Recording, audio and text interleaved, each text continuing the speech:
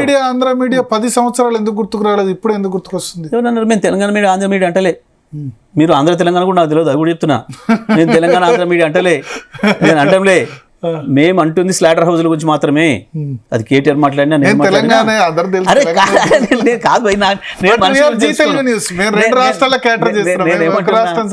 నేను మనిషిని కులంతో ప్రాంతంతో నేను ఎప్పుడు మాట్లాడలే, కేటీఆర్ మాట్లాడలే.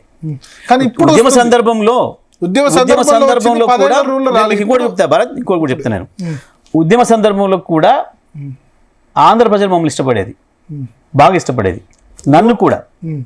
నాకు అనేక సంఘటనలు చెప్తాను నేను ఒకసారి అన్నవరం పోయినా 2010 అంటే మీకు తెలుసు, ఇట్లా ఉడుకుతున్న సందర్భం. తెలంగాణ 10లో తెలంగాణ ప్రకటన రావడం, దాని మీద అక్కడ ఉద్యమం వచ్చి తిరుగు ప్రకటన రావడం. అదైన తర్వాత 2011 జనవరి అనుకుంటా, నేను అన్నవరం పోతే 5 పిల్లలు వచ్చారు నా దగ్గరికి. వచ్చి సార్ మీ ఫ్యాన్స్ సార్ ఫోటో కావాలి మీతోని అని వాళ్ళు చెప్పిన మాట ఏం తెలుసా? సార్ మీ ఆర్గ్యుమెంట్ బాగుంటుంది, మొన్న ఒకటి విన్నాం మేము, మీరు ఒక ఆటో మా ట్యాక్సీ డ్రైవర్ చెప్పిండు అని.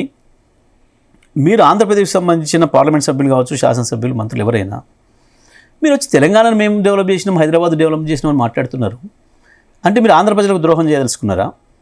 నువ్వు బెజవాడ ఎంపీ అయితే బెజవాడని డెవలప్ చేయి, నువ్వు వైజాగ్ ఎంపీ అయితే వైజాగ్ని డెవలప్ చేయి, నువ్వు రాజమండ్రి ఎమ్మెల్యే అయితే రాజమండ్రిని డెవలప్ చేయి.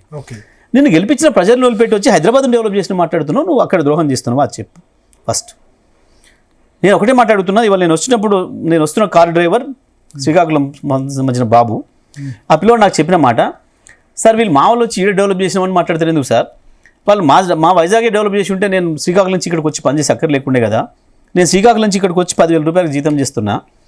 నేను ఒక్కసారి పోయి రావాలంటే 3,000 రూపాయలు ఖర్చు అవుతుంది. మొన్న మా నాన్న బాగాలేకపోతే పోయి వస్తే 3,000 రూపాయలు ఆడ ఖర్చు అయింది, 3,000 రానిపోయింది. 6,000 పోతే 4,000తో నేను ఎట్లా నా కుటుంబాన్ని నడపాలి? నేను ఇప్పుడు 6 రోజులు జీతం తీసేసారు, వాళ్ళు వచ్చింది 7,000 ఇచ్చిండ్రు, నేను ఎట్లా బతకాలి సార్? నేను మా వాళ్ళు ఇక్కడికి వచ్చింది చేయాలి సార్, డెవలప్ చేసినామంటారు, అక్కడ ఎందుకు చేయొద్దు అని చెప్పి అడుగుతున్నారు మీ యువకులు, మీ ప్రాంత యువకులు అని చెప్పి నేను మాట్లాడిందని మీరు విన్నరట్. వాళ్ళ అంటే ఏముంది, మేము ఎప్పుడు కూడా మరి ఎట్లా ఈ భాష కంట్రోల్ ఎట్లా దీన్ని? ఇప్పుడు ఎందుకంటే బాడీ షేమింగ్ కూడా చేస్తున్నారు. ఇప్పుడు ముఖ్యమంత్రిని కూడా ముఖ్యమంత్రి ఏమంటారు 3 ఫీట్ లేడు 4 ఫీట్ లేడు అని ఇట్లా అంటారు. మిమ్మల్ని కూడా కాంగ్రెస్ మంత్రులు అన్న సందర్భం ఉంది. అట్లా కాదు, ముఖ్యమంత్రి మొదలు మాట్లాడింది నా గురించి కూడా. బట్ నేను అనలే ఇప్పుడు కూడా, అది కూడా గుర్తుపెట్టుకోండి మీరు. ముఖ్యమంత్రి అయ్యో మీరు అదే కదా మీరు ఇప్పుడు అన్నది, నన్ను ఇదన్నాడు అదన్నాడు. సూర్యాపేటకు వచ్చిన ప్రతి సందర్భంలో ఇప్పుడు కాదు, ఆయన పిసిసి ప్రెసిడెంట్ ఉన్నాడు కూడా, నేను మంత్రి ఉన్నాడు కూడా, వచ్చి అదే మాట్లాడిపోయాడు. ఇది 3 అడుగులోడు ఇది అది అని చెప్పి. నేను ఎప్పుడు దాంట్లో పోలే. మళ్ళీ నేను అనొచ్చు, ఆయన వ్యక్తిగత జీవితం గురించి నాకు చాలా తెలుసు. అది ఎంత అగ్లీ ఉంటుందో, అరే నేనేమంటున్నా, అది ఎంత అగ్లీ ఉంటుందో మాకు తెలుసు. కానీ మేము మేము ఏమంటున్నా, నేనుగా ఆయన సంస్కార స్థాయికి నేను దిగజారను అని చెప్పిన ముఖ్యమంత్రి. వ్యక్తిగత జీవితాల్లో విమర్శలు చేయరు మీరు మీ లైఫ్లో. ఇప్పుడు 25 ఏళ్ళలో ఒక్కటి ఉంటే తీయండి, ఒక్కటి ఉంటే వాళ్ళ ఆస్తుల గురించి మాట్లాడినరు, ఇంకోటి మాట్లాడినరు, కోమటిరెడ్డి బ్రదర్స్ మాట్లాడినరు, ఆస్తులు వెంకరెడ్డి ఈయన మాట్లాడింది. ఎవరు? జగదీశ్వర్ రెడ్డి ఉద్యమంలోకి 2001 వచ్చినప్పుడు గంజి బెంజి అని కూడా మన ముఖ్యమంత్రి నేను అదే అంటున్నా, గంజి తాగేందుకు ఇప్పుడు బెంజిలో. ఓకే, నేను ఏమంటున్నా, దాని మీద నేను వ్యక్తిగత ఛాలెంజ్ చేయొచ్చు. నేను రేవంత్ మీ ఊరికి పోదాం, మీ హిస్టరీ దిద్దాం, లేదా మన ఇద్దరం పోదామా, లేదంటే వీళ్ళని పంపుదాం, రిపోర్టర్లను పంపుదాం, నీ హిస్టరీ, నీ తండ్రి హిస్టరీ, నీ తాత హిస్టరీ తీసుకొద్దాం, నా ఊరు కూడా పంపిద్దాం, రెవెన్యూ రికార్డులు తీపిద్దాం, నీ బతికేందో నేనేందో అని అనొచ్చు నేను. లేదా నువ్వు పిట్టి పెరిగిన నీళ్ళు ఏముందో, నేను పుట్టి పెరిగిన నా ఇల్లు ఏముందో చూద్దామని నేను అనొచ్చు. నేను ఆ వ్యక్తిగతమైన జోలికి పోతే దేనికి పనికిరాడు ఆ క్యారెక్టరు. నేనెక్కడ, ఆయన ఎక్కడ, ముఖ్యమంత్రి కావడం అనేది అదే జైపాల్ రెడ్డి ఒక రోజు పేరు పెట్టి పిలిచిందా? జైపాల్ రెడ్డి పేరు పెట్టి పిలిచిందా? చీచి, ఆయన పేరు వస్తే చి అనేది. అంటే ఆ పేరు ఉచ్చరించడానికి కూడా అర్హుడు కాడు అని మాట్లాడేది జైపాల్ రెడ్డి. ఆ రకంగా చూసిండే నేను. ఈ జీవితంలో ఒకనాడు తన దగ్గర కూడా రానివ్వలేను. పోయిండా ఈయన పెళ్ళి జైపాల్ రెడ్డి అల్లుడని మాట్లాడుతున్నారు మీరు. ఒక్కసారి వాళ్ళ ఇంటి పేరు చూపిస్తారా? ఒక్కసారి వాళ్ళ ఇంటి పేరు చూపిస్తారా? ఎక్కడైనా ఈయనింటికి ఆయన కానీ ఇద్దరు కలుసుకున్న సందర్భాలు చూపిస్తారా? నేను ఏమంటానంటే, నాకు వ్యక్తిగతమైన వాటి జోలిపోవడం ఇష్టం లేదు. ఫోన్ మాట్లాడను నేను ఎప్పుడు. నన్ను ఎంత రెచ్చగొట్టినా నేను వాళ్ళ స్థాయికి దిగజారు. 100 ఎకరాల ఫామ్ హౌస్ ఉంది, నేను ఏమంటున్నా, నాకు 100 ఎకరాలు ఉందా, 1000 ఎకరాలు ఉందా, నాకు అప్పుడేముంది, నాకు ఇప్పుడేముంది అనేది అన్ని లెక్కలు ఉన్నాయి, క్లియర్గా ఉన్నాయి. నేను ఎప్పుడేముండే, నేనేమంటాను ఇప్పటికి కూడా ఆ సాక్ష్యాలు అట్లే మిగిలి ఉన్నాయి. నేను సింపుల్ నేను అప్పుడు రిచ్చా మీరు చెప్పేది ఏంటంటే నాకు ఇష్టం, నేను ఎందుకంటే నాకు మొదలు కులమే ఇష్టం లేదు, నేను కులాన్నే క్లెయిమ్ చేయలేను నా జీవితంలో. కాబట్టి నేను ఏంది అని నాకు చెప్పుకునే అవసరం నాకు లేదు. నేను నాకు జ్ఞానం వచ్చిన నాటి నుంచి నేను పెరిగిన విధానం వేరు, నేను పాటించిన విలువలు వేరు, నేను నమ్మిన సిద్ధాంతాలు వేరు. కాబట్టి నేను రెడ్డి కోటాలో ఉన్నా కదా జగదీష్ రెడ్డి మంత్రి పదవి పిచ్చి మాటలు పిచ్చి మాటలు నాకు కోట ఉంటుందా? నాకు కోట ఉంటుందా? నువ్వే చెప్పినావు కదా కేసీఆర్ కోట అనితే కేసీఆర్ కోట అను. నాకు నన్ను ఎవరన్నారు ఐడెంటిఫై చెప్పుకోరా? I never. నేను మీరు మీకు ఆశ్చర్యం ఏంటంటే నా 8వ తరగతి 9వ తరగతి నోట్బుక్స్ కూడా ఉంటాయి ఇప్పటికి కూడా. దాంట్లో కూడా జగదీష్ అని ఉంటుంది నాకు తప్ప తప్పట్లేదు. మరి ఏం చేస్తాం దరిద్రం. లేదు ఆయన కూడా రికార్డులే మారలేదు ఎవరిది కూడా. అప్పుడు నేను నా రికార్డు నేను మార్చుకునే శక్తి కాదు కదా నాది. బట్ నేను రాసుకోగలిగినాను, నేను రాసుకున్నాను. కానీ నేను 11 ఏళ్ళకే కులాలు లేవు అని చెప్పి కులాన్ని బద్దలు కొట్టి బయటకు వచ్చినాను 11వ సంవత్సరంలో. నేను అది మా ఫాదర్ మదర్ వాళ్ళ గొప్పతనం, వాళ్ళు పాటించలేదు, నేను దాన్ని తీసుకొని వచ్చి ఎదిగినాను. మేము నేనే కాదు మా ఫ్యామిలీ మెంబర్స్ అందరం కూడా. మా జీవితంలో కులాల ప్రస్తావన లేదు. నేను చెప్తాను ఇప్పటికి కూడా. ఇప్పుడు మీరేందో కూడా నాకు తెలియదు, మీరేందో కూడా నాకు తెలియదు. నేను భరత్ ఆంధ్రనా తెలంగాణ, భరత్ దీ కులమా ఆ కులమా అని ఆ నీచమైన ఆలోచనలు చేసే స్థాయికి నేను ఇప్పుడు దిగజారను. నాకు ఇప్పుడు అలవాటు లేదు. ఆస్తులకు సంబంధించి కూడా నాకు ఎన్నడూ ఇష్టం లేదు మాట్లాడడం, ఎందుకంటే నాకు ఆస్తులు అంటే ఎన్నడూ లెక్కలేదు. నా చుట్టూ ఉండే నా మిత్రులకు తెలుసు. నేను నేను నేను ఇప్పుడు చెప్పాను కానీ చాలా విషయాలు ఉన్నాయి. కానీ నేను నా భార్యను నేను ఇంటర్వ్యూ చేయడానికి పోయినాం. పెళ్లిచూపులు అంటే ఆర్ట్స్ కాలేజ్ ముందర ఇంటర్వ్యూ చేసిన పోయి అక్కడ చదువుతుందంటే నేను మన అడిగిన మొదటి ప్రశ్న తెలుసా మీకు, తెలంగాణ అంటే మీకు ఏమైనా ఐడియా ఉందా, విన్నావా ఎప్పుడైనా?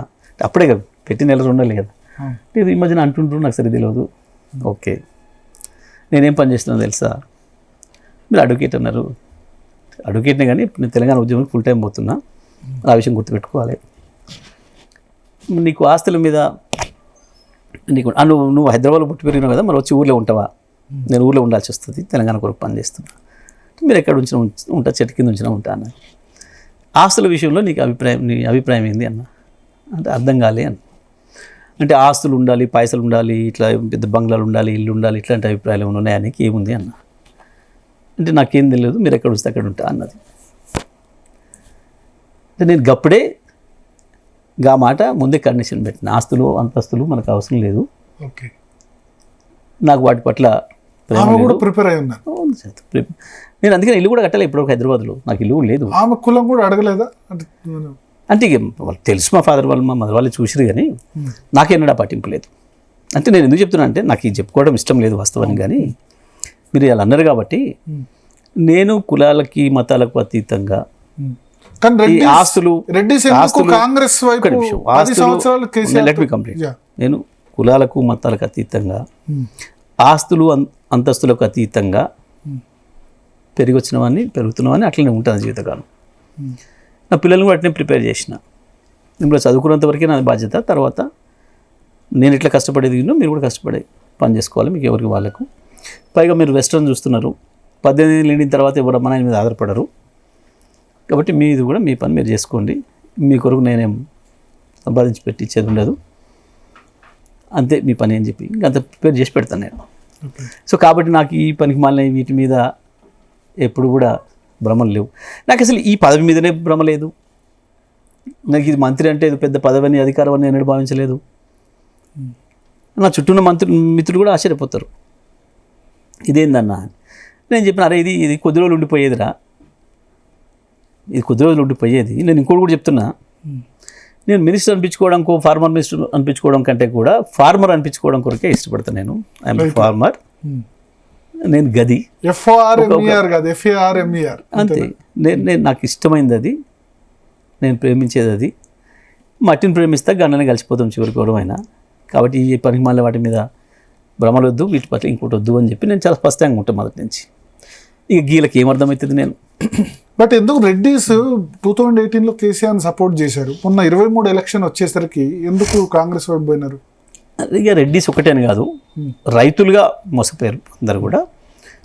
రైతులుగానే 18 సపోర్ట్ చేసారు అందరూ కూడా కులాలకు అతీతంగా. మళ్ళీ ఇప్పుడు కొంచెం ఏమైనా డ్రాబ్యాక్ ఏమైనా రిటర్న్ అయినట్టు కనిపిస్తుంది రైతులు అందరుగా అంటే మేజర్, ఎందుకంటే రైతులు అంటే మేజర్ భూములు రెడ్డిస్ చేతులు లేదండి.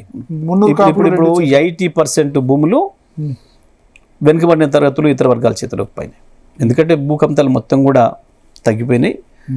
అందరు కూడా ఇప్పుడు ఏ గ్రామం పైన 20 ఎకరాల భూమున్న రైతు ఒకరిద్దరికి మించి కనపడరు మీకు. అంత 2 ఎకరాలు 3 ఎకరాలు 93% చిన్నకారు రైతులే ఇవాళ తెలంగాణలో. ఇప్పుడు భూమి డిస్ట్రిబ్యూట్ కాబడింది, అందుకనే ఇవాళ తెలంగాణలో ఇంత మంచి వాతావరణం. మీరు కుల రైతు సమాజం కావాలంటారు, కానీ ఎట్లా మరి క్యాస్ట్ సెన్సస్ జరుగుతుంది, బీసీ ఇక అవన్నీ వస్తాయి, దాన్ని ఇప్పుడు ఆపలేము మనం. ఇప్పుడు నేను ఆ పనిలో లేను కదా, నేను ఒక్కరిని నేను పాటిస్తే నేను భావిస్తా, కానీ ఇప్పుడు దాని కొరకు పనిచేసే పరిస్థితుల్లో మనం లేము. బీసీలకు న్యాయం ఎట్లా తెలంగాణ రాష్ట్రంలో జరగాలంటే 42% రిజర్వేషన్స్ తప్పకుండా మేము గతంలోనే చేసి పంపించినాం, అది కేంద్రం దగ్గర పెట్టుకుంది. అక్కడ దాని మీద ఇప్పుడు చప్పుడు లేదు. కాంగ్రెస్ తెలిసి కూడా మోసం చేసింది. కామారెడ్డి డిక్లరేషన్ ఇచ్చేటప్పటికే తెలుసు వాళ్ళకి కేంద్రంలో కష్టమవుతుంది, మేము చేయలేము అని. అయినా సరే ఓట్ల కొరకు అన్నాడు మోసం చేసి వేయించుకుంది. స్పష్టంగా ఇవాళ కూడా మోసం చేస్తుంది. ఓకే, ఏంటి జగదీష్ రెడ్డి లైఫ్ అంబిషన్ ఏంటి? ఏం లేదు, తెలంగాణ ప్రజలు ముఖ్యమంత్రి ఏమన్నా ఫ్యూచర్ లో నేను అవకాశం వస్తే, నాకు ఇదే పెద్దగా ఇష్టం లేని పదవి. కేసీఆర్ ఇచ్చిండు కాబట్టి బాధ్యత కొరకు చేసిన, కానీ నాకేమి పిచ్చి అంబిషన్స్ లేవు. నాకు ఒకటి ఉండే జీవితంలో. మొట్టమొదలు నేను స్వతంత్ర పోరాట చరిత్ర చదివేటప్పుడు అబ్బా నేను అప్పుడు లేకపోతేనే ఏ భగత్ సింగ్ లాగానో ఏ చంద్రశేఖర్ ఆజాద్ లాగానో అప్పుడు అమరునై ఉంటే ఎంత బాగుంటుండే అని భావించేది. ఏదైనా చేయాలి ప్రపంచం కొరకు, మన భూమి మీదకి వచ్చినందుకు అని చెప్పి నేను పీడిత ప్రజల విముక్తి కొరకు పనిచేయాలి, ప్రాణం పోయినా ఏం లేదని చెప్పి దాంట్లో వెళ్ళిపోయినవన్నీ, జీవితాన్ని త్యాగం చేసేసి పోదామని. సరే, దురదృష్టం ఆరోగ్యం సహకరించకపోవడం, తప్పని పరిస్థితులలో వెనక్కి రావాల్సి వచ్చింది. వచ్చిన తర్వాత లాయర్గా చేస్తూ కొంత ఎక్కడో అసంతృప్తి, ఏదో చేయాల్సి ఉండే ఏదో చేయలేకపోతున్నాం ఎక్కడో అన్న భావన ఉండే. కరెక్ట్గా కేసీఆర్ గారు తెలంగాణ కొరకు ఇప్పుడైతే పార్టీ పెట్టిండో, ఓహో నాకు ఇప్పుడు ఒక లైఫ్ అంబిషన్ దొరికింది, చలో మాతృభూమి కొరకు పనిచేసే అవకాశం, మనకు జన్మనిచ్చిన నేల తల్లికి మనం సర్వీస్ చేసే అవకాశం మళ్ళీ దొరికింది అని చెప్పి వచ్చిన ఫుల్ టైం పనిచేసిన దాంట్లో. ఇక నాకు వేరే ఏమీ లేదు, జీవితం ఉద్యమం తప్ప అనే పద్ధతుల్లో. వాస్తవానికి నాకు ఎమ్మెల్యే కావాలని లేకుండే. కేసీఆర్ మరీ చెప్పి లేదు నీలాంటి వాళ్ళు ఉంటేనే ఉపయోగం, ప్రజలకి ఉండి తీరాలి, కేవలం పదవుల కొరకు పదవుల మీద ఆశ వచ్చి ఉండేటోళ్ళు కాకుండా మీలాంటి వాళ్ళు ఉంటే మీరు కేర్ టేకర్ లాగా ఉంటారు, ప్రొటెక్షన్ ఉంటుంది, మీరు ఉండాలి తప్పకుండా అని చెప్పి తను పోటీ చేయాలి అని చెప్పారు.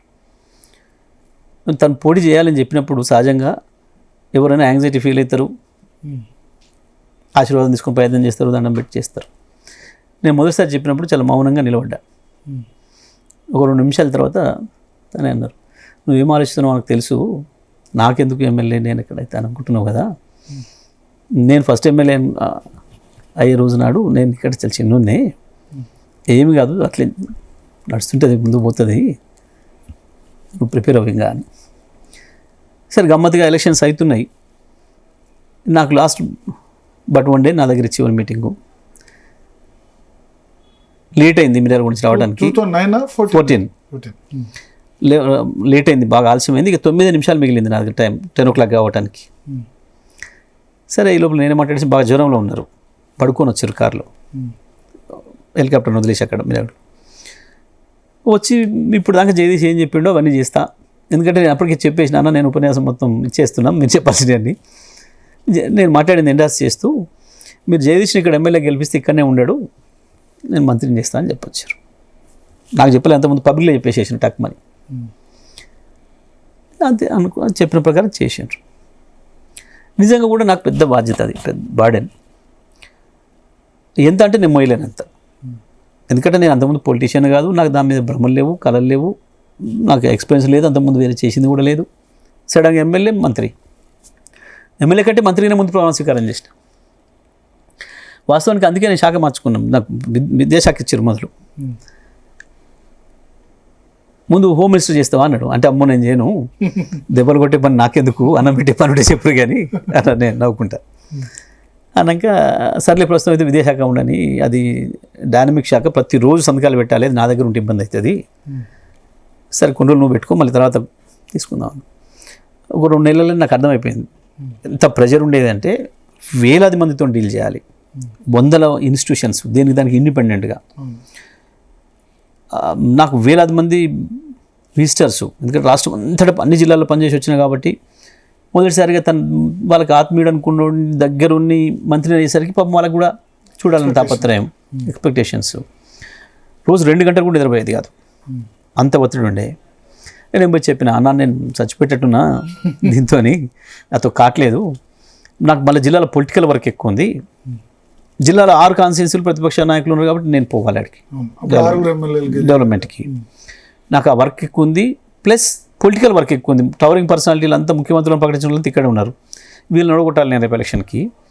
కాబట్టి నాకు ఏ మంత్రి లేకుండా, మీరు ఢిల్లీలో ఎట్లున్నారు, 10 శాఖ లేకుండా, మంత్రి పోర్ట్ఫోలియో లేకుండా ఇచ్చిన చాలు, నాకు అంత తక్కువ పని ఉండే శాఖ కావాలి నాకు, నా పని అది, ఇది కాదు నేను చెప్పిన. ఓకే, కొద్ది రోజులాగు ఎక్స్పాన్షన్ అప్పుడు ఏదైనా ఆలోచిద్దాంలే అన్నారు.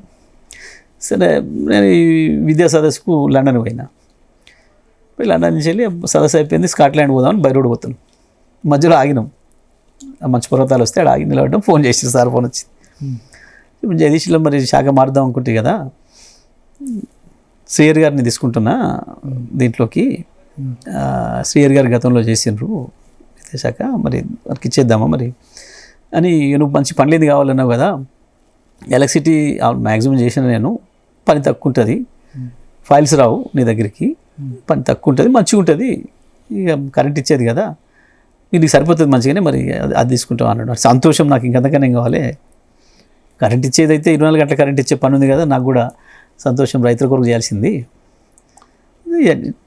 మార్చేసేయండి అని చెప్పిన. అట్లా వచ్చిన నేను. కాబట్టి నాకు ఇంకేందో చేయాలి, ఒక విదేశాఖ మంత్రి చేయడం అంటేనే నాకు కష్టమైంది, నాకు ఇంకా ఎందుకంటే ఎందుకు పెద్దగా కావాలి అన్న ఈ భ్రమలేం లేవు నాకు. నేను అనుకున్న దానికంటే అనుకున్న తక్కువ సమయంలోనే ఎక్కువ చేరుకున్నాను.